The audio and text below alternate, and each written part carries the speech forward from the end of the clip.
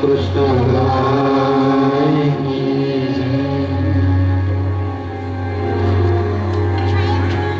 सुखदेव भगवान की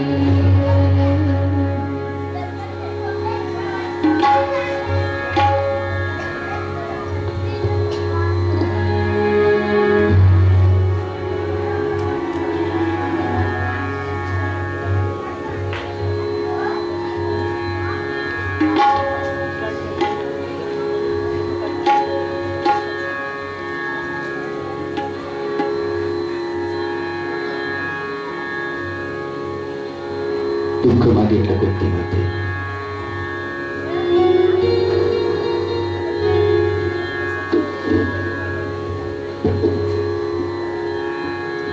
मागायची आवश्यकता नाही दुःख आपल्याला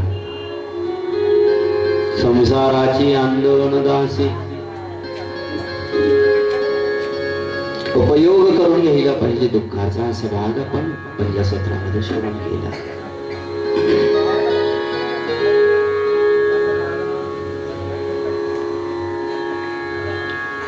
एक दिवस थांबा म्हणून भगवंताला प्रार्थना केली कोणती माते जाऊ देऊ नये भगवंताला साधू संतांना ज्यांच्या सहवासामुळं ज्यांच्या सहवासामध्ये आपल्याला आनंद मिळतो अशांच्या सहवासामध्ये अधिक काळ राहिला पाहिजे तुमच्या माझ्या अनुभवाला काही गोष्टी येतात तेवढ्या गोष्टी आपण समजू शकतो काही काही व्यक्ती आपल्या घरी जर का आले ना आपल्या समोर जर का आले ना तर आपल्याला बरं वाटेल आपण असा का प्रयत्न करावा की ज्याच्यामुळं आपल्याला बरं वाटत नाही त्याच्याकडे का जावं त्याला आपल्या समोर काय येऊ द्यावं ज्याच्यामुळे आपल्या चित्ताची शांती बिघडते ज्याच्यामुळे आपलं चित्त शांत होतं ज्याच्यामुळे आपल्या हृदयाला मनाला दुःख होतं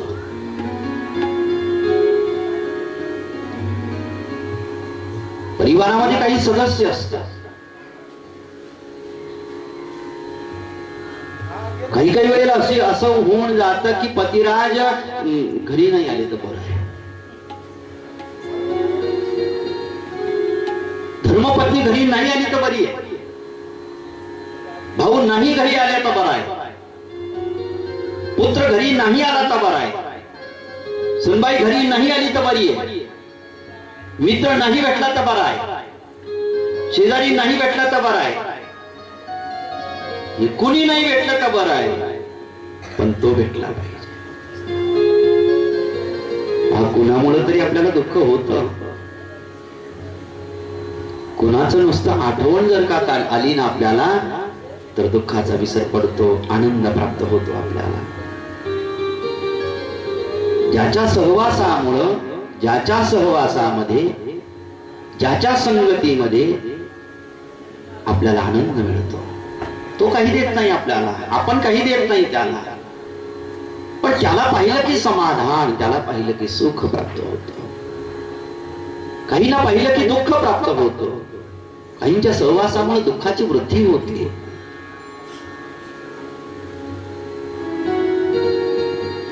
आपण जेवढे असमाधानी राहतो आपण जेवढे दुःखी राहतो तेवढं दुःख नाही आपल्याला तेवढं असमाधान नाही आपल्याला पण चुकीच्या व्यक्तीशी संग आहे आपला चुकीच्या व्यक्तीशी संपर्क आहे आपला त्याच्यामुळं आपल्याला दुःख आपल्यामुळं आपल्याला दुःख नाही आपल्यामुळं जे आपल्याला दुःख आहे त्याचं प्रमाण खूप कमी आहे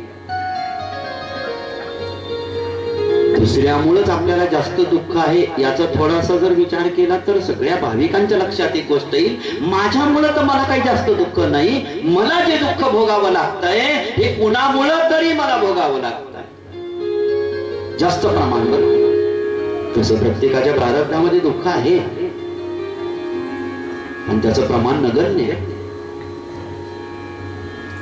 हा सहवासाचा परिणाम आहे भगवंताच्या सहवासामध्ये जर आपण थोडा काळ राहिलो तर समाधान आहे नाम संकीर्तनामध्ये आपण राहिलो तर समाधान आहे सगळ्यांनाच नाही मिळणार बरं का काही काही ना देव पाहिला की डोकं उठतं, डोकं दुखतं त्यांचं. भक्त पाहिला का की ते म्हणतात आज काय माझा दिवस चांगला जाणार नाही. या मेल्याचं तोंड पाहिलं, या मेलीचं तोंड पाहिलं. भागवत कथेत राहते, भागवतच करते, भागवतच ऐकते, संताची सेवा करते, मंदिरामध्ये जाते. हिला पाहिलं की माझा दिवस चांगला नाही जाणार.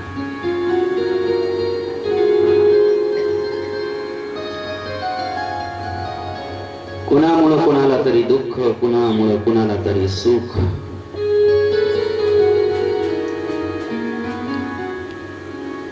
आपणही कुणामुळं सुखी आणि कुणामुळं दुःखी जर का आहोत तर आपल्यामुळं सुद्धा कोणी सुखी आणि दुःखी असतो जगात, याचा विचार करावा लागणारच आहे.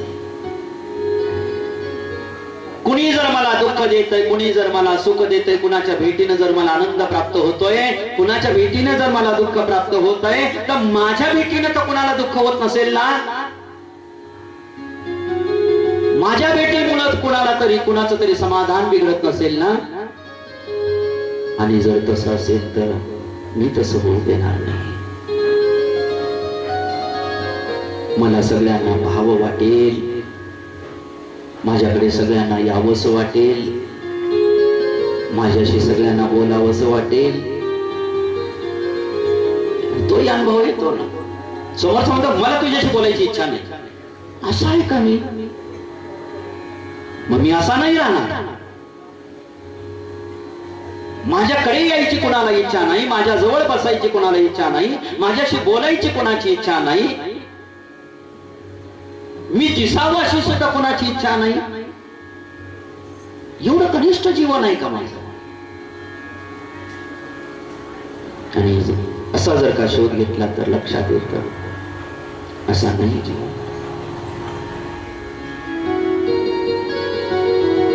कुंती माता भगवंताला म्हणतात एक दिवस थांबा. याचा भाव पाहत आहोत आपण. का थांबायचं आहे? ज्याच्यामुळे सुख मिळतं ना, ज्याच्यामुळे समाधान मिळतं ना, ज्याच्यामुळे दुःखाचा विसर पडतो ना, अशा जवळून आपण दूर जाऊ नये आणि अशाला आपल्यापेक्षा दूर जाऊ देऊ नये. कारण तीच तर सावली आपल्या सुखाची. आपल्या लक्षात येत नाही कधी कधी याचा शोध घ्यायला पाहिजे की माझ्या जीवनामध्ये जे सुख आहे, माझ्या जीवनामध्ये जो आनंद आहे, कुणामुळे आहे? कुणामुळे तरी आनंद असतो. पतिव्रतेने विचार करावा, मला जो आनंद मिळतो हा पतिराजांमुळे तर नसेल. मी जे आज आनंदी जीवन जगतोय हे भावामुळे तर नसेल, वडिलांमुळे तर नसेल, आईमुळे तर नसेल. याचा शोध जर का आपण बारकाईने घेतला तर आपल्याला तो व्यक्ती गवसतो, तो व्यक्ती सापडतो. याच्यामुळं मी आनंदी आहे. ज्याच्यामुळं आपल्याला आनंद मिळतो ना, ज्याच्या जे करण्यात आपल्याला आनंद मिळतो ना ते करावं. ज्याच्यामुळं आनंद मिळतो, ज्याच्या सहवासामुळं आपल्या दुःखाची निवृत्ती होते, आनंदाची प्राप्ती होते, जरासं समाधान वाटतं, त्यांच्याकडे जावं, त्यांना आपल्याकडे बोलवावं. भगवंताला म्हणतात कुंती माता तुम्ही जाऊ नका. का? तुमचा सहवास महत्वाचा आहे. तुम्ही जर गेलात तर कुंती सुखी राहू शकतच नाही. भक्ताला सोडून जर भगवंत जातात तर भक्त सुखी राहू शकतो का? उत्तर याची बात राहू शकत नाही. कारण भक्ताला जे सुख मिळतं ते देणं तर देवाच आहे. सत शिष्याला जर सुख मिळतंय तर हे देणं सद्गुरूंचं आहे. दुःख आपल्या चुकीचा परिणाम आहे. सद्गुरू सुखाचं निधान आहे, संत सुखाचं निधान आहे, भगवंत सुखाचं निधान आहे.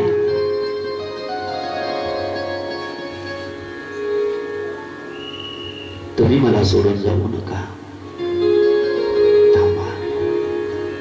अनेक प्रकारच्या युक्त्या कराव्यात, अनेक प्रकारच्या युक्त्या कराव्यात. प्रेमाचा मनुष्य आपल्या घरी जर का आला ना, ज्याच्या भेटीनंतर आपल्याला सुख मिळतं, समाधान मिळतं ना, ज्याच्या भेटीनं आपलं जरासं दुःख बाजूला जातं ना, राहतं ना, असं जर का असलं तर त्याला चटकन चहा नाही करू, पोहे नाही करू, पाणी सुद्धा नाही द्यायचं अशा व्यक्तीला लवकर.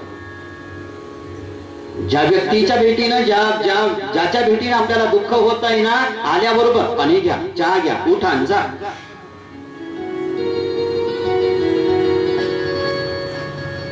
नुसतं म्हणायचं. तो म्हणेल आपल्याला, बरं येतो मी, थांबा ना थोडस, चहा टाकतो, चहा टाकतो. टाकायचा नाही, तो चालला जाईल. त्याला कळू द्यायचं नाही की मी तुम्हाला थांबवून ठेवण्यासाठी चहा नाही टाकत. थांबा ना, चहा टाकते. पुन्हा 15 मिनिटांनी जर तो येतो मी, थांबा ना, ती चहा नाही नाही राहू द्या, आता नाही नाही, चहा दूध आणायला गेलाय ना, जाऊ द्या त्याला तिकडं, डेअरीला जाऊ द्या त्याला, दूध नका येऊ देऊ लवकर, बसू द्या त्याला. तो गेला आपला समाधान जाणार आहे, तो गेला आपला सुख जाणार आहे, तो गेला आपला आनंद जाणार आहे. तो व्यक्ती नाही, तो आपल्याला आनंद देणारा परमात्मा आहे. तो आपल्याला सुख देणारा हरी आहे, त्याला जाऊ द्यायचं नाही. आणि सतत भक्ताने प्रयत्न याचे केलेले आहेत की हरी जाऊ नये, प्रेमाचा व्यक्ती जाऊ नये, प्रेम सुख देणारा, समाधान देणारा जाऊ नये, विरह होऊ नये. एक दिवस थांबा.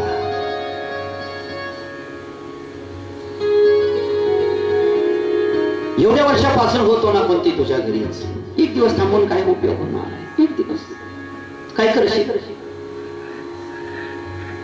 एवढ्या वर्ष तुम्ही थांबलात, मी काही नाही केलं, तुमच्याकडून करून घेतलं. आता तुम्ही परमात्मा आहात हे मला कळलं,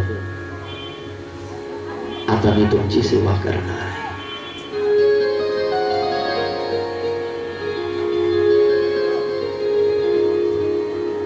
खरी परमार्थाची सुरुवात भगवंत आहे कळल्यानंतर होत असते. ज्यांची सेवा आपण करतो तो परमात्मा आहे हे कळल्यानंतर जर सेवा केली गेली तर आनंदाचं दान करणारी सेवा आहे.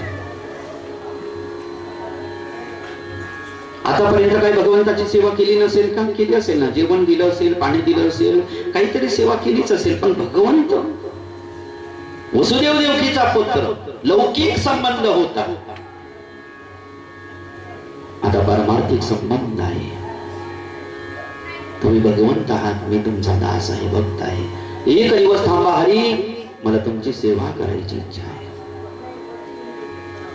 आतापर्यंत मी तर तुमची सेवा केली नाही, उलट तुमच्याकडून सेवा करून घेतली.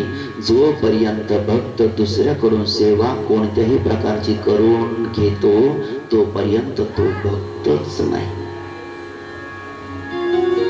भक्त त्याला म्हणतात ज्याचं सारं जीवन दुसऱ्याच्या सेवेसाठी आहे, भगवंताच्या सेवेसाठी आहे. आणि भक्ताचा परमात्मा, साराच परमात्मा त्याच्यासाठी.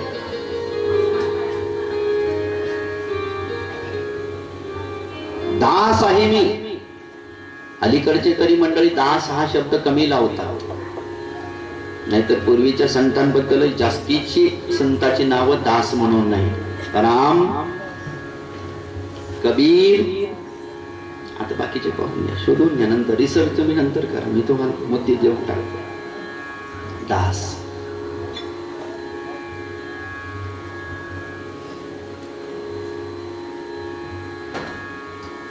जो दुसऱ्याकडून सेवा करून घेतो तो समोरच्याला दास म्हणतो ना आपल्याला स्वामी म्हणतो.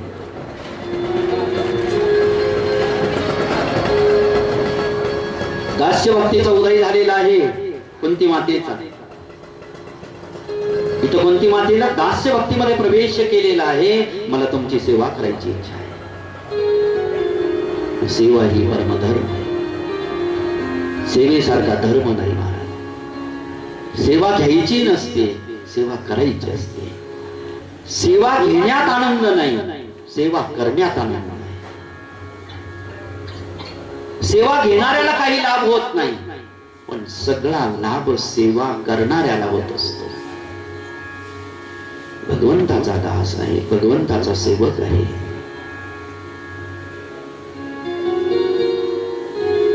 एक दिवस जर का तुम्ही थांबलात हरी तर तुमची सेवा करायची इच्छा आहे. सेवा करेल मला. सेवा करण्यासाठी उतावीळ आहे कोणती माता?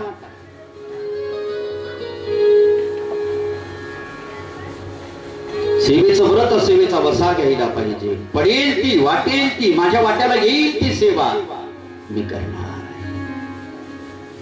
मनापासून. एक दिवस जर का तुम्ही थांबलात हरी, हा एवढे वर्ष भगवंत कोणती मातेच्या घरी होते, पांडवांच्या घरी होते, पण एक दिवस जर का तुम्ही थांबलात तर मला तुमची सेवा घडेल. एक दिवस का होईना. म्हणजे एवढे वर्ष माझे तुम्ही माझ्या घरी असून सुद्धा व्यर्थ गेले ही खंत आहे. एवढे वर्ष तुम्ही माझ्या घरी होता, मला सेवा नाही घडली. परी नाही घडली सेवा ही खंत तुकोबाराईने सुद्धा वर्णन केली. परी नाही घडली, परी म्हणजे परंतु मला तुमची सेवा नाही घडली. एवढे वर्ष तुम्ही माझ्या घरी राहिला तरी मला सेवा नाही घडली. एक दिवस जर का तुम्ही थांबला, सेवा घडू शकते. प्रमाण कितीही अल्प असू द्या सेवेचं, पण सेवा घडली पाहिजे. भगवंताची सेवा घडली पाहिजे. त्या सेवेचा कालावधी कितीही कमी असो. साधू संतांची सेवा घडली पाहिजे. त्या साधू संतांच्या सेवेचा कालावधी कितीही कमी असो, हरकत नाही, पण सेवा घडली पाहिजे हे वरम आहे. भगवंतानी प्रार्थना मान्य केली कुंती मातेची.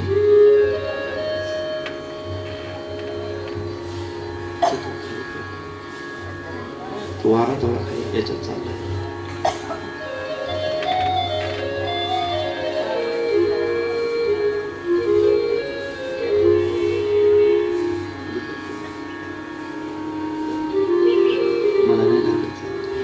मला लागत नाही, याला लागते.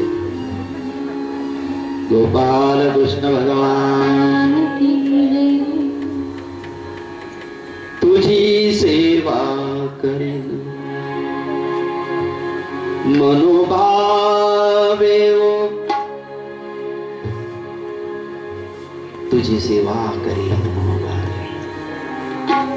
मनाने, प्रेमाने, श्रद्धेने, विश्वासाने मी तुमची सेवा करेन.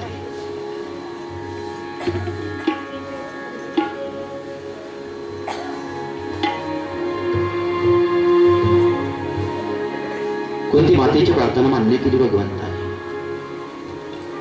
सेवकाने केलेली प्रार्थना स्वामीला मान्य करावीच लागते.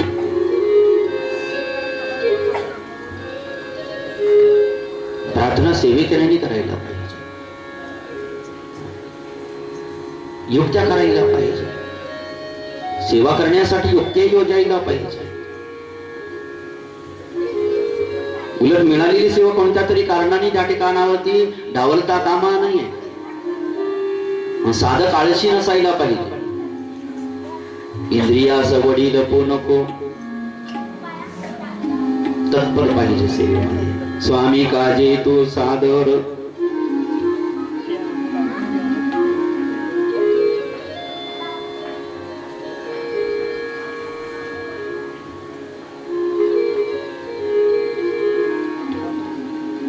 एक दिवसाची प्रार्थना केली कोणती मातेची भगवंताने मान्य केली. एक दिवस हरी माझ्या घरी थांबायचा. आतापर्यंत थांबले होते हरी, पण हे हरी आहे याचं ज्ञान नव्हतं. आता तेच थांबणार आहेत, पण पहिल्यांदा वसुदेव देवकीचे पुत्र, माझ्या भावाचे पुत्र. परंतु आज माझ्या हरी घरी हरी थांबणार. आता प्रत्येक गोष्टीत परिवर्तन. आता पाणी देण्यात बदल झाला, आता जेवण देण्यात बदल झाला, आता सगळ्या क्रियेत बदल झाला. पहिल्यांदाही तेच, आताही तेच. भावनेत बदल झाला. आता पहिल्यांदा पाणी देताना कुठून घेता येत नाही. आता म्हणेल कुठून, आता ग्लास जर द्यायचा तर स्वच्छ घासून काय करू, हरीला द्यायचं आहे. कुंतीचे कान हरीची आज्ञा ऐकण्यासाठी तत्पर असतील की कधी माझे हरी मला काही कार्य सांगतील, मला काहीतरी सेवा सांगतील.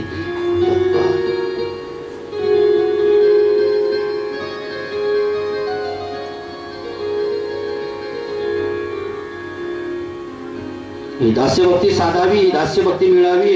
लक्ष्मणजी महाराज 14 वर्ष झोपले नाहीत. 14 वर्षाच्या वनवास कालावधीमध्ये लक्ष्मणजी महाराज प्रभू रामचंद्रांच्या सहवासामध्ये होते. ते पर्यटन करायला गेले नव्हते. निसर्ग सौंदर्य की रस्त्याने जाताना काही तीर्थ लागतील, काही स्नान करू, काही पाप जातील आपले, काही देवाचं दर्शन होईल, मोठ्या मोठ्या महापुरुषांचं. रामरायाची सेवा 14 वर्ष हनुमंतराय झोपले नाही. प्रभू रामचंद्र राघवायचे, लक्ष्मणा 2 वाजलेले असतील रात्रीचे, झोपला नाही? झोपलो ना, झोपतो ना, झोपतो ना. प्रभू रामचंद्र कुटियाच्या बाहेर उभे असतात तोपर्यंत गवत वगैरे आपल्या अंगावरती. झोपला लक्ष्मण जसा. प्रभू रामचंद्र आतमध्ये गेल्याबरोबर लक्ष्मण महाराज एक क्षणभर जर का मला झोप लागली आणि तेवढ्या वेळेमध्ये जर का माझ्या स्वामीला, माझ्या भगवंताला जर का कशाची आवश्यकता पडली, गरज पडली, एकदा आवाज येते, लक्ष्मणा मला जर झोप लागलेली असेल तर तेवढी माझी सेवा मला मिळणार नाही. 14 वर्ष लक्ष्मण महाराज झोपले नाही.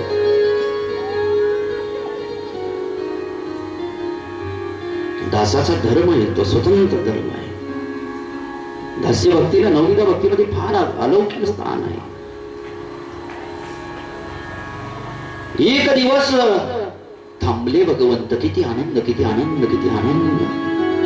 भगवंत थांबले, भगवंत थांबले, भगवंत थांबले. एका कुंती मातेला दुःख होतं भगवंत निघाल्याचं, असं नाही. अर्जुनालाही होतं, भीमदादालाही होतं, नकुललाही होतं, सहदेवालाही होतं, द्रौपदी मातेला होतं, सगळ्यांना दुःख होतं. कुंती मातेचा आग्रह पाहिला, थांबले हरी. पितामह भीष्माचार्यांनी सद्गती दान करायचं वचन दिलेलं होतं भगवंताने. कधी दिलेलं होतं वचन?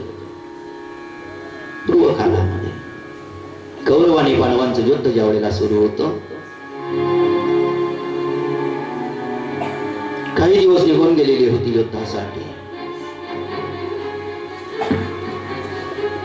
एक दिवस दुर्योधनाच्या लक्षात आली एक गोष्ट आणि दुर्योधन पितामह भीष्माचार्यांकडे येऊन उपस्थित झाला. पितामह भीष्माचार्य, तुमच्यामध्ये किती अगाध सामर्थ्य आहे याचं ज्ञान मला आहे.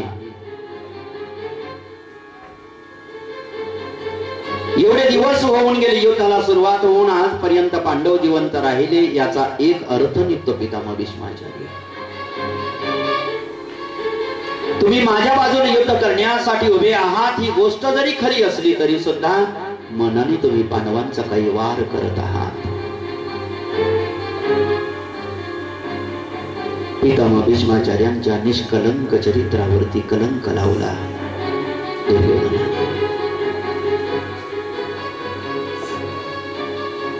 पितामह भीष्माचार्याने हातामध्ये पाणी घेतलं, संकल्प घेतला, प्रतिज्ञा घेतली. दुर्योधना, उद्या श्रवणापर्यंत मी पांडवांना जिवंत ठेवणार नाही. पितामह भीष्माचार्यांनी प्रार्थना केली. हे सर्वांतर्यामी असणाऱ्या भगवंताने जाणलं.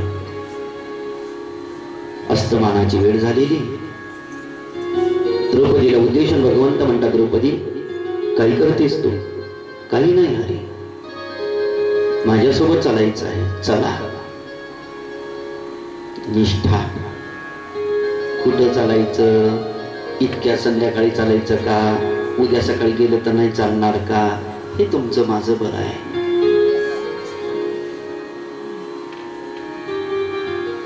तुला चालायचंय, चला. कुठं जायचंय, काय जायचंय, चला. तुम्ही सोबत आहात, चला.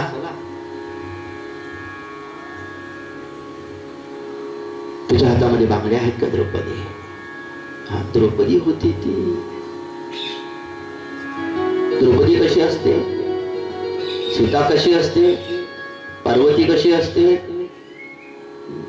लक्ष्मी कशी असते? अवदसा कशी असते? नाही, प्रत्येक हे कसं असतं, रूप कसं असतं त्यांचं.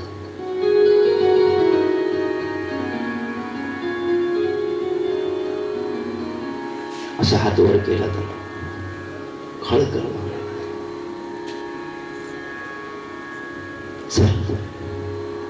भगवंतानी द्रौपदी आई साहेब चालायला लागल्या.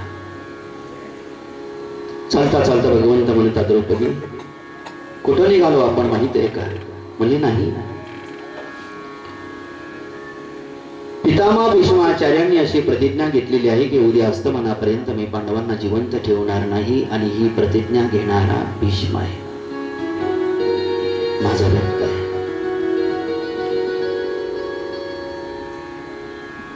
ध्यान करायला विराजमान झालेले आहे पितामह भीष्माचार्य. ध्यान करायला विराजमान झालेल्या पितामह भीष्माचार्याने दुर्योधनाला एक गोष्ट सांगितलेली आहे, मी ज्यावेळेला ध्यान करायला बसेल, दुर्योधना तुझ्या धर्मपत्नीला माझा आशीर्वाद घेण्यासाठी पाठवून दे. जो आशीर्वाद पितामह भीष्माचार्य दुर्योधनाच्या धर्मपत्नीला देणार आहे, दुर्योधनाची धर्मपत्नी तिथं येऊन आशीर्वाद घेण्याच्या अगोदर तो आशीर्वाद तुला घ्यायचा आहे. रस्त्याने चालत असताना द्रौपदीच्या पायातल्या वाहनांचा आवाज व्हायला लागला. भगवंताने जाणलं की हे रहस्य कुणाला कळता कामा नये, म्हणून भगवंताने द्रौपदीला पायातल्या वाहना काढायला सांगितल्या. द्रौपदीने आपल्या पायातल्या वाहना काढल्या. भगवंताने द्रौपदीच्या वाहना अलगद आपल्या दोन्ही हाताने उचलल्या. आपल्या हृदयाजवळ द्रौपदीच्या वाहना भगवंताने घेतल्या आणि आपलं उपवस्त्र त्या वाहनांवरती पांघरून घेतलं. सद्गुरूंच्या पादुका, भगवंताच्या पादुका भक्त डोक्यावरती घेऊन नाचतो, हा तर त्याचा धर्म आहे. पण भक्ताच्या पादुका भगवंत वाहतात आहे.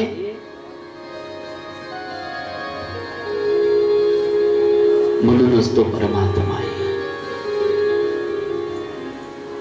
भक्ताच्या पादुका भगवंत मस्तकावरती घेऊन चालतात आहे.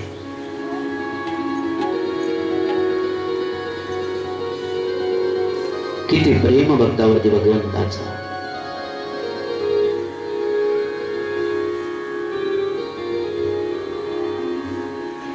माझ्या भक्ताच्या चरणाची चरणधुली मला प्राप्त व्हायला पाहिजे, या कारणासाठी, या हेतूमुळं भक्त जर का पुढे चालत असला तर भगवंत त्याच्या माग माग चालतात. कशासाठी? त्याच्या पायाची धूळ माझ्या अंगावरती येईल, भक्ताच्या चरणाची धुली माझ्या अंगावरती यायला पाहिजे. ज्या स्थानावरती, ज्या महालामध्ये, ज्या ठिकाणावरती पितामह भीष्माचार्य ध्यान करायला बसलेले, तिथपर्यंत भगवंत द्रौपदीला घेऊन आले. द्रौपदीला सांगितलं, द्रौपदी जातो आता. भगवंत बाहेर थांबले. द्वारपालाने द्रौपदी आईसाहेबाला रोखलं नाही, कारण पितामह भीष्माचार्याने सांगून ठेवलेलं होतं की येईल तिला आतमध्ये येऊ द्या. की येईल म्हणजे त्यांना कोण म्हणायचं होतं? दुर्योधनाची धर्मपत्नी येईल, तिला आत येऊ द्या. ती यायच्या अगोदर द्रौपदी आई साहेब आल्या. द्वारपालाने रोखलं नाही, आतमध्ये प्रवेश झाला. पितामह भीष्माचार्य ध्यान करण्यामध्ये तल्लीन झालेले होते. द्रौपदी आई साहेब नमस्कार करण्यासाठी खाली वाकल्याबरोबर हातातल्या बांगड्यांचा खळखण आवाज झाला. आशीर्वचन मुखातून बाहेर पडलं भीष्माचार्यजी महाराजांच्या. अखंड सौभाग्यवती भव. डोळे उघडून पाहतात तर द्रौपदी समोर पाहिली. पितामह भीष्माचार्य विचारला, द्रौपदी तू कशी आलीस? अशी अशी अशी. द्रौपदी मी तुला रस्ता नाही विचारला. कोणासोबत आलीस तू? कोणी आणलंय तुला इथपर्यंत? दुसरं कोण आणणार?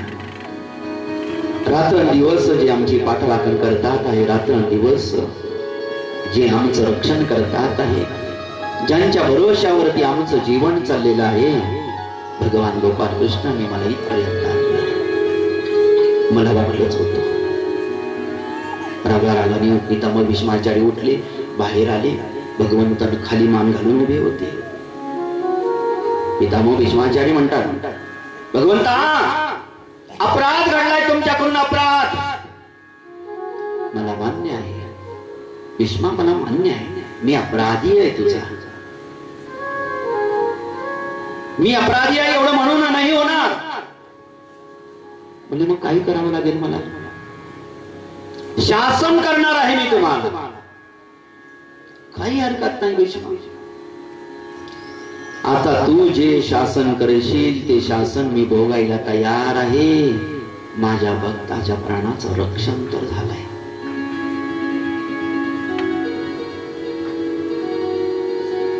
भक्त ज्या वेळेला देवासाठी जगायला लागतो ना, त्यावेळेला देव सुद्धा भक्तासाठीच जगत असतात. भक्ताचं प्रत्येक कर्म ज्या वेळेला भगवंतासाठी व्हायला लागतं ना, त्यावेळेला भगवंताचं सगळं करणं भक्तासाठी होत असत. जे जे करते ते मी शासन भोगण्यासाठी सुद्धा तयार आहे. माझ्या भक्ताचा प्राण वाचला. काही शासन करणार आहे भीष्मा, सांग काही शासन करणार आहेस. आता मात्र पितामह भीष्माचार्याने हात जोडले. हरी, मी तुम्हाला काही शासन करणार. जन्मजन्मीपासून तुमच्या चरणारविंदाचा दास राहिलो हरी मी. या दासाने कधी तुम्हाला स्वामीला शासन करावं, पण या निमित्ताने माझी एक प्रार्थना मान्य करा हरी, माझी एक प्रार्थना मान्य करा. काही प्रार्थना आहे भीष्मा?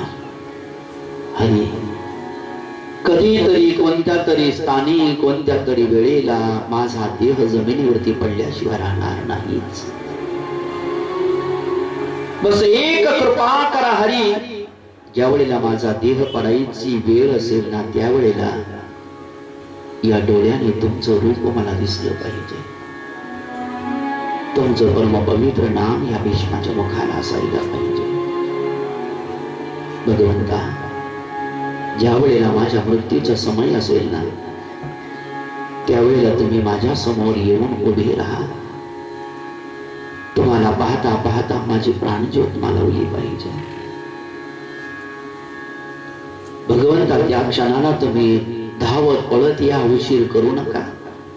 ज्या वेळेला माझा प्राण जाण्याची वेळ असेल हरी, उस वक्त जल्दी आना, नहीं शाम भूल जाना.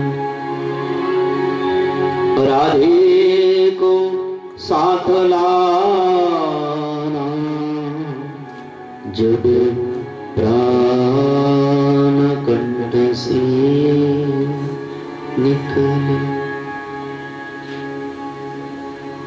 पीतांबरी कसी हो छवि मन में ये बसी. मेरा सावरा निकट हो, जब प्राण कंठ से निकले. जब प्राण कंठ से निकले, कंठ से निकल.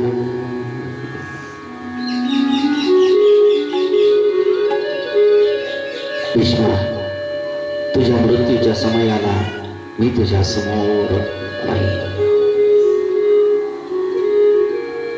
पितामह भीष्माचार्यांना दिलेल्या वचनाची पूर्तता करण्यासाठी धर्मक्षेत्रावरती आणि कुरुक्षेत्रावरती 5 पांडवांना घेऊन भगवंत निघाले.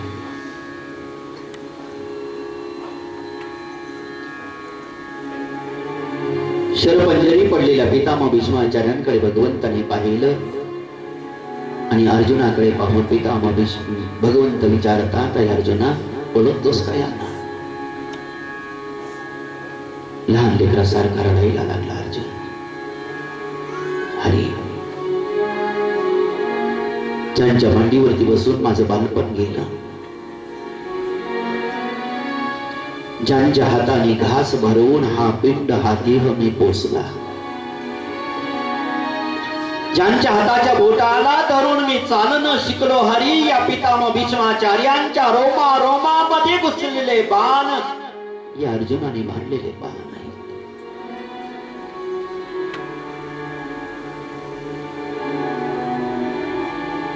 पितामह भीष्माचार्यांच्या मुखाला कोरड पडते आहे. पितामह भीष्माचार्यांची मान खाली लटकते आहे. बोलल्याबरोबर अर्जुनाने भात्यातून एक बाण काढला, सपकन मारल्याबरोबर लटकणारी पितामह भीष्माचार्यांची मान उंच झाली. समोर पाहिले तर भगवंत उभे. पितामह भीष्माचार्यांच्या लक्षात आलं की आज माझे स्वामी माझ्या चरणाजवळ उभे आहेत. डोळ्यातून अश्रू पाप व्हायला लागला. अश्रूचा परिणाम असा झाला की समोर उभे असून सुद्धा भगवंत पितामह भीष्माचार्यांना दिसेना. डोळ्यातले अश्रू बाजूला करण्याचा आटोकाट प्रयत्न करतात आहे पितामह भीष्माचार्य. भगवंता तुम्ही माझ्या पायाजवळ उभे राहू नका. हरी तुम्ही माझ्या पायाजवळ उभे राहू नका. माझं स्थान तुमच्या चरणाजवळ आहे. हरी तुम्ही माझ्या चरणाजवळ उभे राहू नका. भीष्मा, मृत्यूच्या समयाला माझं दर्शन घेत घेत तुझा प्राण जायला पाहिजे अशीच प्रार्थना तुझी आहे ना. मला तुझ्या चरणाजवळ उभं राहिल्याशिवाय गत्यंतर नाहीये. भीष्मा, धर्माला मी माझ्या सोबत आणलेला आहे. जेवढं ज्ञान तुला प्राप्त आहे धर्मात तेवढं सगळं ज्ञान तू धर्माला दान कर.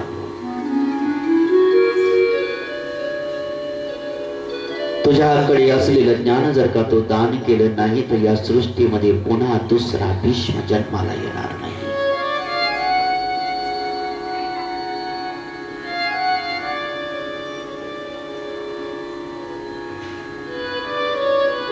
मी माझ्याकडचं ज्ञान दान करणार नाही धर्माला. का नाही?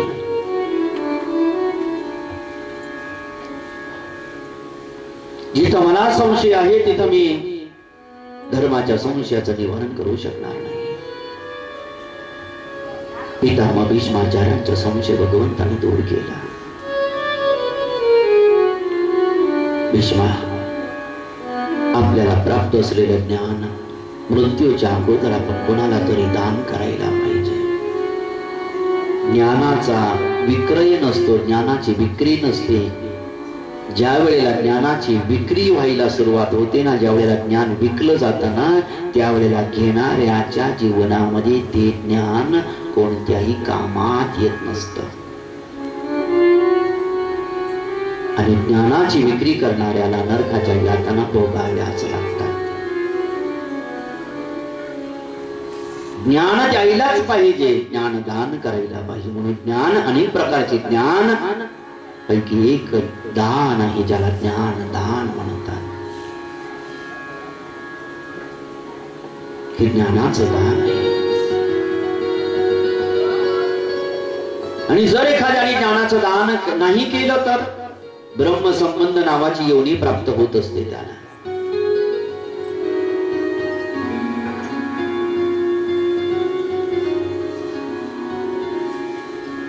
अत्यंत विद्वान, अत्यंत महाकवी मोरपंत होऊन गेले. त्यांच्या चरित्रामध्ये स्पष्ट उल्लेख आहे याचा. ज्ञान कोणत्याही प्रकारचं असो, आधी भौतिक 14 विद्या 64 कला, कोणत्याही प्रकारचं ज्ञान असो, जे जे आपणासी ठावे ते ते दुसऱ्याशी शिकवावे. शहाणे करून सोडावे सकळ जन. काही काही मंडळी आपल्याला कला विद्या जर का असली तर दुसऱ्याला शिकवत नाही. शिकवायला पाहिजे. शहाणे करून सोडावे सकळ जन. आणि विद्या एक असं धन आहे, विद्या एक असं वैभव आहे. जेवढं आपण विद्येचं दान करत राहू आपल्याकडची विद्या वृद्धिंगत होत जाते, कमी नाही पडत. आणि कधीही कोणत्याही प्रकारचं आपण ज्या वेळेला दान करतो, दान केल्याने कधी संपत नसतं, दान केल्याने वाढत असत. हे सूत्र आहे, हा सिद्धांत आहे. दिल्याने कधी कमी नाही झाले. घेणाऱ्याकडचं संपू शकतं पण देणाऱ्याकडचं कधी संपत नाही. म्हणून जीवनभर घेणारा घेणाराच राहतो आणि देणारा त्याच्यावर त्याला काही कमी पडत नाही. पण दान करायला पाहिजे. याच्यामध्ये ज्ञानाचं आहे. कोणत्याही प्रकारची विद्या असो, कोणत्याही प्रकारची. अलीकडे हा ज्ञानाचा विक्रय सुरू झाला. कोणीही कुणाला काही शिकवतं तर पैसे घेऊनच काही शिकवले.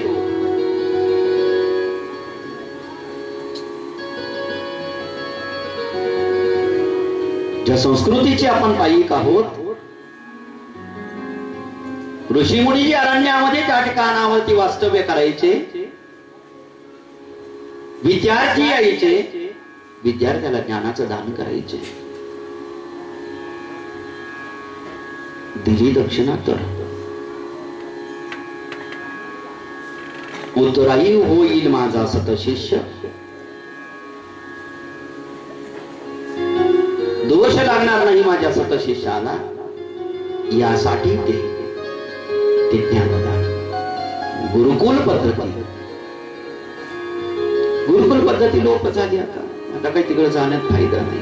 गोपाल कृष्ण भगवान.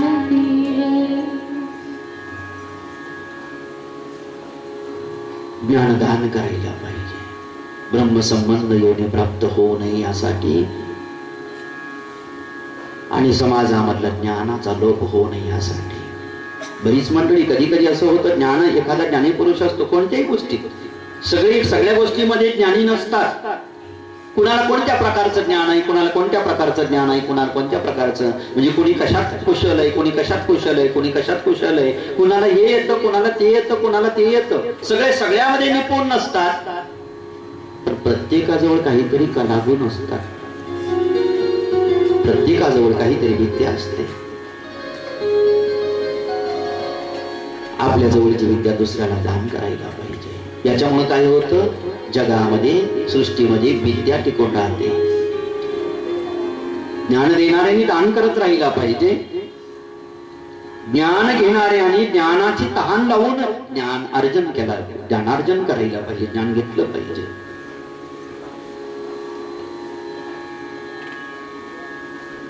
देणाऱ्याने देत जावं, घेणाऱ्याने घेत जावं. घेता घेता देणाऱ्याचे हात घ्यावे. देणाऱ्याने द्यावं, घेणाऱ्याने घ्यावं. पण जीवनभर घेण्याची सवय ठेवू नये. आपण घेणारे आहोत तर द्यायलाही शिकलं पाहिजे. देणाऱ्याने देत जावे, घेणाऱ्याने घेत जावे. घेता घेता देणाऱ्याचे हात घ्यावे. म्हणजे तोडून नाही, तो गुण अंगीकारला पाहिजे. आपणही दान केलं पाहिजे. जे आपल्याकडे आलं ते हस्तांतरित करावं. त्याच्यामुळे शुद्धता राहते, पवित्रता राहते. त्याला साठवतो त्याचं संपत असत, नासत ते.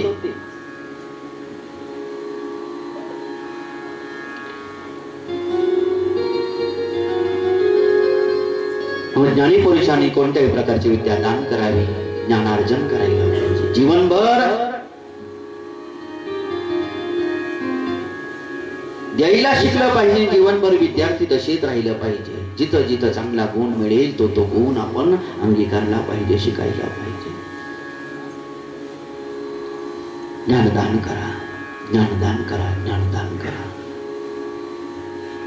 पितामह भीष्माचार्य ज्ञानदान करायला सांगतात. अनेक प्रकारचं ज्ञान होतं पूर्वीला, अनेक प्रकारचं व्यावहारिक होतं, पारमार्थिक होतं, अनेक प्रकारचे ज्ञान लुप्त झाले, गुप्त झाले. आता ते विद्या सापडत नाही. अनेक विद्या गुप्त झाल्या, लुप्त झाल्या. आजही आयुर्वेदाच्या संबंधामध्ये पाहिलं, कोणत्याही गोष्टी संबंधामध्ये पाहिलं, काही वेळेला काही अशा वनस्पती त्या ठिकाणावरती आहेत ज्याचा उल्लेख शास्त्रात आहे, ग्रंथात आहे, पण झाड कोणीच ओळखत नाही. काही काळही गेला, नावही बदलले, देशांतराप्रमाणे नावामध्ये परिवर्तन घडलं. हे सगळ्या भाषा एकत्र त्या ठिकाणावरती झाल्या. कशाला काय म्हणतात हेच कळत नाही. वृक्ष वनस्पती लोप पावल्या. वनस्पती जरी असली तर त्याचं ज्ञान लोप पावलं. त्याचा विनियोग कसा करावा हे सांगणारे संपून गेले. जीवनभर कधी कधी ज्ञान घेणारा जीवनभर म्हणतो आम्हाला शिकवा ना. नाही नाही आम्हाला शिकवा ना. नाही अरे तू मरून जाशील ना, पटकन शिकव ना कोणाला तरी, कुणाच तरी जीव वाचेल ना. काही काहींकडे कला असते, काही आजार नाहीसं करण्याचं त्या ठिकाणावरती साधनं असतात अनेक प्रकारचे. देणाऱ्याने काही वेळेला ज्ञानाचं दान केलं नाही म्हणून विद्येचा लोप झाला अनेक प्रकारच्या. काही वेळेला ज्ञान देणारा तयार होता पण ज्ञान घेणारेच कोणी तयार नव्हते म्हणूनही लोप झाला. आता जेवढ्या राहिल्या असतील विद्या अस्तित्वामध्ये तेवढ्या विद्या तरी एकमेकाला हस्तांतरित करायला पाहिजे, जेणेकरून सृष्टीमध्ये या विद्येचा जो वंश आहे विद्येचा वंश अबाधित राहील. ज्यामुळे समाजाचं सगळ्यांचं थोडस दुःख दूर करण्यासाठी त्या हिताच्या त्या ठिकाणावरती ठरतील. गोपाल कृष्ण. पितामह भीष्माचार्य धर्मदादाला ज्ञानाचं दान केलं.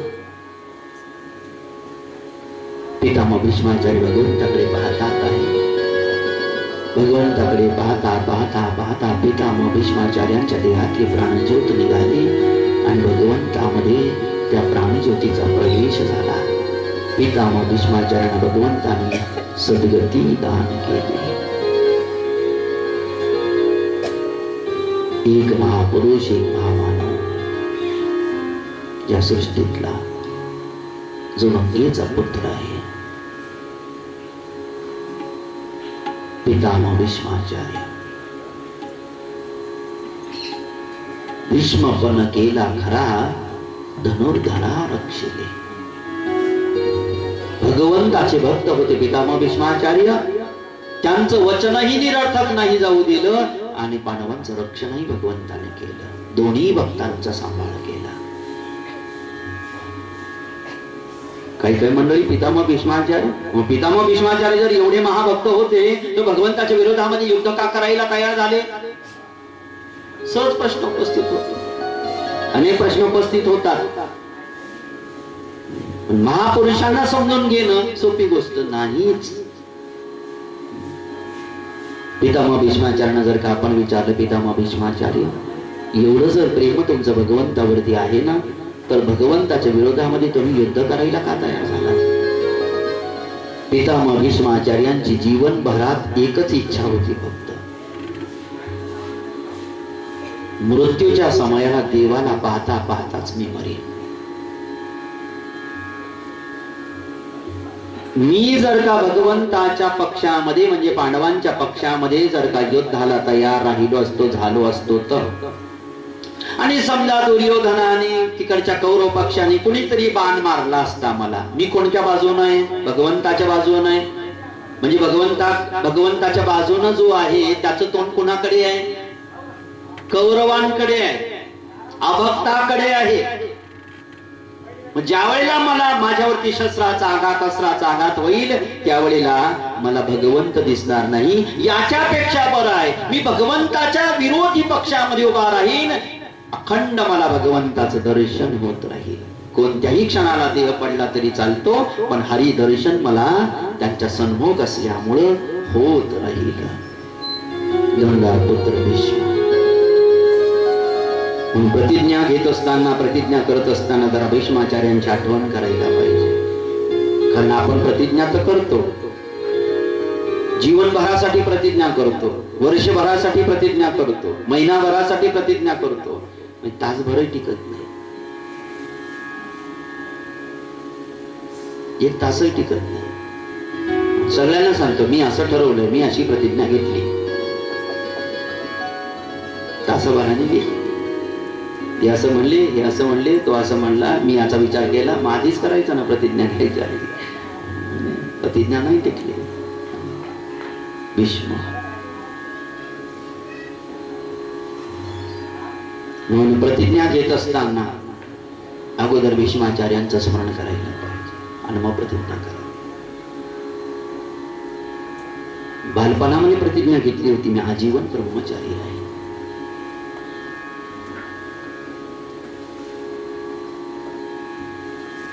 इथे लग्न लागायची वेळ येते, सगळे म्हणतात मी नाही लग्न करणार.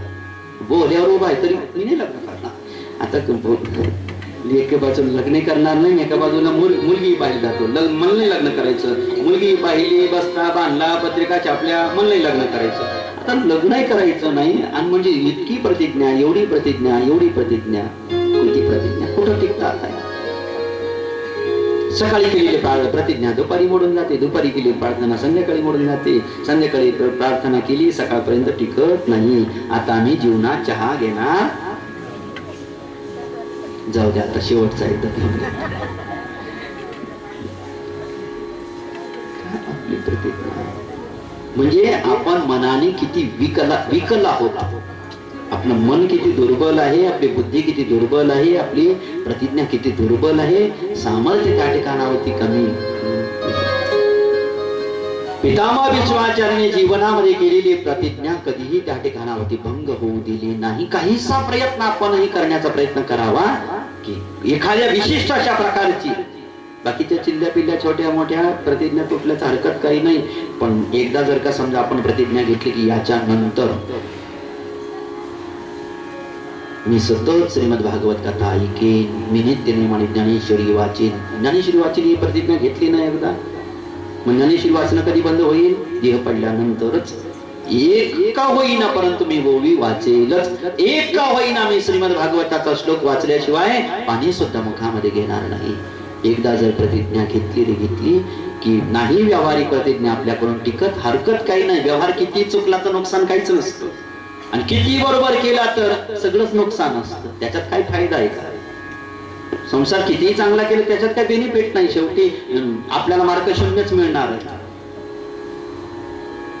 पारमार्थिक होईना प्रतिज्ञा ज्या वेळेला आपण करू, आपल्या हितासाठी ज्या वेळेला प्रार्थना करू, त्यावेळेला मी नित्य नेमाने भगवंताचं दर्शनासाठी मंदिरात जाईन म्हणजे जाईन, प्राण गेला तरी मी जाईनच, प्राण जाईल तर मंदिरामध्ये जाईनच. काय व्हायचं ते? प्रतिज्ञा. कमीत कमी पारमार्थिक प्रतिज्ञा ज्या वेळेला आपण घेतो त्यावेळेला आपण ती टिकवण्याचा प्रयत्न करायला पाहिजे. गोपाल कृष्ण भगवान. पितामह भीष्माचार्याने सद्गती दिली. आता मात्र भगवंत रथारूढ झाले. अर्जुनाला सोबत दिलं धर्मदादांनी आणि द्वारकेपर्यंत भगवंताला अर्जुनाने सोडवण्यासाठी गेले, पोहोचवण्यासाठी गेले. आदर होता, सन्मान होता. आपला प्रेमाचा व्यक्ती कोणी येणार असेल, आता प्रेमाबद्दल जास्त बोलायचं नाही.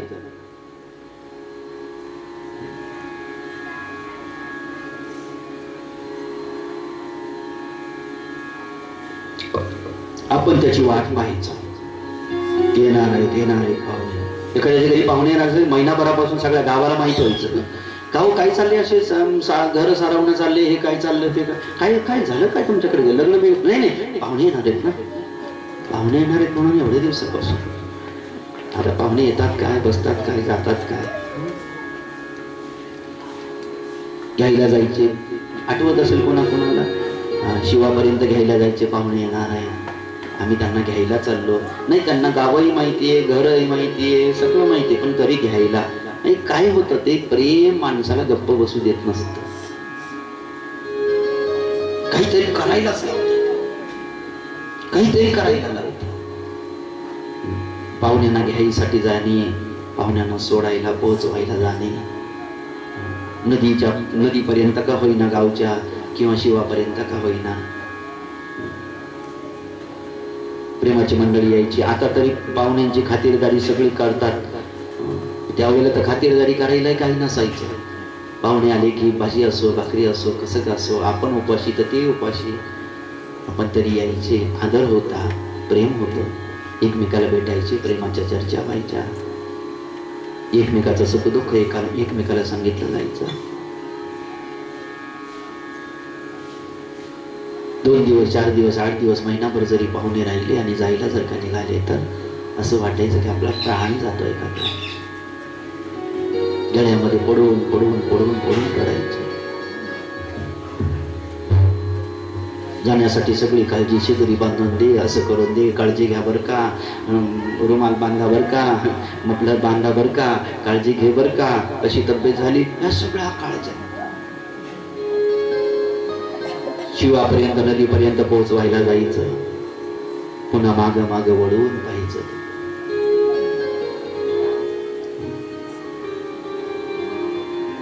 आता पाहुणे जर का तसेच जर का चालले आले ना तसेच पहिला प्रश्न असतो, फोन करून नाही आला म्हणजे आमचा काही वेळ घ्यायचा का नाही, तुम्ही का तरी उठले चालले आमच्या घरी आहे का नाही, आमचं काही शेड्यूल आहे का नाही, आम्ही रिकामीच आहे, तुम्ही कधी या कधी आम्ही तुमच्याशी बोलावून बसावं.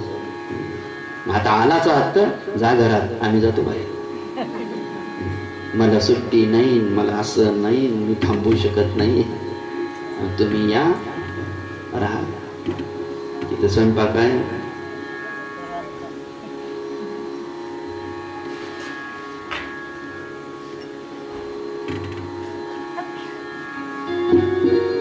त्याच्याशी कोणी बोलत नाही पाहुण्याशी, बापला जसा काही कारागृहबंदी शाळेमध्येच आला, त्याच्याशी कोणीच बोलत नाही. मध्ये टीव्हीचं लाईट जर का गेली ना तर मग 2 मिनिटं, बरं चाललं का मग, हो बरं चाललं म्हणूनच आलं तुझ्याकडे.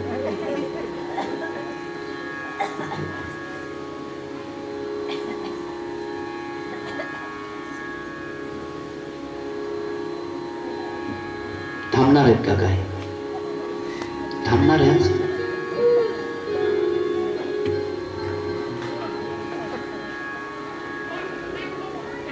कारण आम्हीच 4 जण आहेत घरात, खोल्या 2 आहेत, 3 जरी असल्या तरी आम्ही 4 आहेत घरात. बेबी पबला पेटी तबला, म्हणजे आम्ही 2 जण नवरा बायको आणि पोरं 2, 4 जण आहेत आणि पुन्हा तुम्ही 5वे आलात. झोपायला जागा कुठे आहे, बसायला जागा कुठे आहे आमच्या घरात तुमच्यासाठी.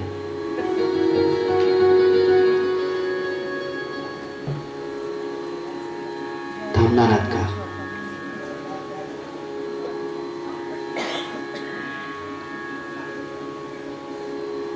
त्याच्याही लक्षात येतं की चुकीच्या घरी आलेलं दिसतं. ही आमची माणसं होती, आता नाही राहिली, बिघडली आमची माणसं आता.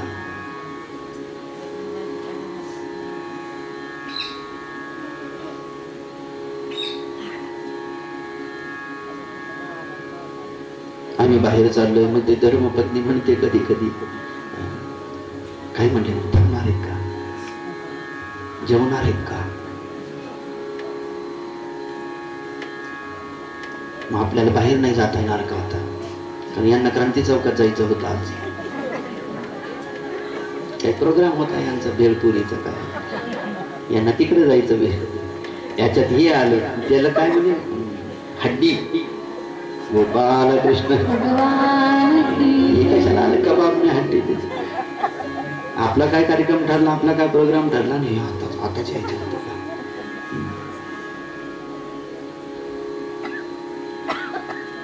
कारण आता स्वतःच्या परिवाराचा स्वयंपाक करतच असतील सगळ्या घरी असं काही म्हणता येत, कारण आता जवळजवळ आपली कामं आपण सोडून दिलेली आहेत. आपण लोकांची कामं करतो, लोक आपली कामं करतात, असं झालेलं आहे. आपल्याला आपलं काम जमना आणि कामाशिवाय आपण राहीना. एवढीच गोष्ट की घरचे करत नाही, बाहेरचे करतो. घरचेच केले तर काय मरगळतं का माणूस. ज्याचे त्यानेच काम करायला पाहिजे, हा त्याचं काम करतो तो याचं काम करतो. तू तुझं करणं मला माझं करू दे, पण तसं नाही सध्या समाजात. हा त्याचं काम करतो तो याचं काम करतो. दोघांची कामं बिघडलेली आहेत. ज्याचं काम त्यानेच करायला पाहिजे. ज्याचं काम जर त्याने नाही केलं ना तर दोघांचीही कामं बिघडत असतात. फार कमी परिवारामध्ये आता स्वतःच्या परिवाराचा स्वयंपाक होतोय. नाही तर आपल्या परिवाराचा स्वयंपाक करणारा दुसराच, आपल्या घरची भांडी कोंडी घासणारा दुसराच, आपल्या घरचे कपडे लत्ते धुणारा दुसराच. कुणी असं सेवा करणारा असला तर रागायचं काही काम नाही का. ती म्हणतात असं जर का सगळ्या महाराज लोकांनी सांगितलं तर आमचे उद्योग बंद होतील. उद्योग बंद होणार नाही, इथून पुढे उद्योग करणाराच मिळणार नाही. एक तर सगळे आळशी, परिवारामध्ये प्रेमाची कमतरता. आपल्या माणसाला आपल्या पतिराजाला आपल्या हाताने स्वयंपाक करून द्यायची इच्छा पतिव्रतेला राहिलेली नाही. आपल्या सासू सासऱ्यांना आपल्या हाताचं खाऊ घालावं अशी इच्छा सुनबाईला राहिलेली नाही. आपल्या पोटच्या लेकराला सुद्धा आपण आपल्या हाताने 2 घास स्वयंपाक तयार करून आपल्या पोटच्या लेकराला खाऊ घालावं अशी इच्छा आईमध्ये सुद्धा राहिली नाही. मग पाहू ना, तो कोण कुठचा. हे परिवाराची जर का ही अडचण झाली तर तिसऱ्या माणसाला कोण करून खाऊ घालायची तयारी ठेवतो. काही प्रमाणामध्ये असं चित्र दिसतंय समाजात. अजून बरं आहे, मध्यमवर्गीयामध्ये अजून बरी स्थिती आहे. अजून आपल्या संस्कृतीचा जे आदर ठेवतात, संस्कृतीचा जो आदर करतात, कथा कीर्तनाच्या सहवासामध्ये, संतांच्या सहवासामध्ये ज्यांचं वास्तव्य आहे, अजून त्यांचे गृहस्थाश्रम बरे आहेत. अजून प्रेम त्या ठिकाणावरती कमी झालेलं पाहायला मिळत नाही. काही प्रमाणामध्ये असेल, हरिकथा त्यासाठी सुद्धा सावध करते. इथं किचन वाट्यावरती सगळं ठेवलंय, पाणी ठेवलंय, स्वयंपाक ठेवलाय, भाजी ठेवली, तुम्ही तुमचं भूक लागली की जेवा, आम्ही चाललो. अलीकडच्या काळामध्ये सगळ्या गोष्टी वाढतात आहे. पैसा पूर्वीपेक्षा जास्तीचा वाढलाय, कपडा लत्ता जास्तीचा वाढलाय, सगळं घरदार पहिल्या घरादारापेक्षा चांगली झाली. आता बिचाराचं एखाद्याचं कोणाचं घर असेल की पावसाळा आला की गळत असेल. नाही तर पूर्वीला पावसाळा आला म्हणजे अगोदर घाबरायची मंडळी की आता काय, आता 4 महिने तर जेवायला बसायला जागा राहणार नाही, स्वयंपाक करता येणार नाही, लाकडं ओली राहतील, किती किती किती किती. आता तेवढं काही नाही. भाव एवढाच आहे की सगळ्या गोष्टीमध्ये वृद्धी होत चालली, फक्त कमी होत चाललं ते तुमच्या माझ्यातलं प्रेम. प्रेम पती पत्नी मधलं असो, भावाभावातला असो, शेजाऱ्यातला असो, प्रेम कोणामध्येही असो, त्या प्रेमामध्ये कमतरता होत चालली. अलीकडे काही मंडळी असं म्हणतात की जग जवळ आलं. जग नका का जवळ येऊ दे ना, माणसं जवळ पाहिजे, मनुष्याजवळ पाहिजे, प्रेम सख्यत्व पाहिजे, मित्रत्व पाहिजे. मैत्री करायला शिकवते गीता भागवत आपल्याला. मैत्र करुण येवच निर्ममो निरहंकार सम दुःख सुख क्षमी. माझा भक्त कसा असतो, जो जगमित्र असतो, जो सगळ्यांशी मैत्री करण्याचा प्रयत्न करतो. आणि जो मैत्री करायला जातो त्याला कष्ट घ्यावे लागतात, त्याला झिजावं लागतं, त्याला रात्रंदिवस सेवा करावी लागते. त्यावेळेला तो जगमित्र होऊ शकतो. मैत्र करू नये, बरोबर, मैत्र करू नये. मैत्री करायला पाहिजे, प्रेम यायला पाहिजे. प्रेम कमी कमी होत जाईल. सगळ्या गोष्टी कमी झाल्या तर चालतात, परंतु एकमेकातलं प्रेम जरासही कमी नाही झालं पाहिजे. विवाह झाला त्या क्षणाला जेवढं प्रेम होतं ना, 10-20 वर्षानंतर सुद्धा म्हातारपणात अगदी तोपर्यंत सुद्धा पहिल्या क्षणाला धर्मपत्नीनं पतिराजानं एकमेकाकडे ते अंतरपाठ धरलेलं असताना जेवढं कुतूहल होतं तेवढंच शेवटापर्यंत. नाहीतर मग हळूहळू करून ती कलई असते ना, रंग असतो ना, हळूहळू सुरुवातीला 2 महिने 4 महिने, वर्षभर 2 वर्षभर बापरे असं वाटतं कायच प्रेम आहे या दोघांचं. आगे आगे देखो होता है क्या. एकमेकाच्या समोरासमोर येतील तर खातीलच एकमेकांना. कुठे काय सगळं संपलं तर चालतं आपल्या जवळच, लक्षात घ्या. सगळं संपलं तर चालतं, पण प्रेम पाहिजे. जगजेता होऊ शकतं मनुष्य प्रेमाच्या सामर्थ्यावरती, प्रेमाच्या बळावरती. भाव एवढाच आहे की अर्जुनजी महाराजांना सोबत दिलं भगवंतांना द्वारकेपर्यंत पोहोचवणे, असा भाव पाहत आहोत आपण. की तसं पाहिलं गेलं तर देवाला काही भीती वाटत होती का रस्त्याने? भीती वाटत नव्हती, काही नाही, काही पोहोचवायला जायची गरज नव्हती. पण तरी सुद्धा हा नुसता शिष्टाचार होता असंही नाही. कोणी म्हणजे शिष्टाचार होता नाही, शिष्टाचार नव्हता. भक्तीमध्ये शिष्टाचाराला स्थान नाही, भक्तीमध्ये हृदयाला स्थान नाही, भक्तीमध्ये प्रेमाला स्थान आहे. प्रेमामुळेच हे सगळं केलं गेलेलं आहे.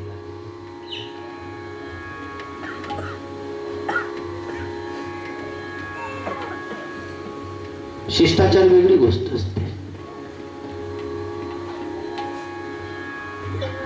परंतु प्रेम म्हणजे शिष्टाचार नाही. भगवंताला पोहोचवण्यासाठी द्वारकेपर्यंत अर्जुनजी महाराजांना धर्मदादाने पाठवलं.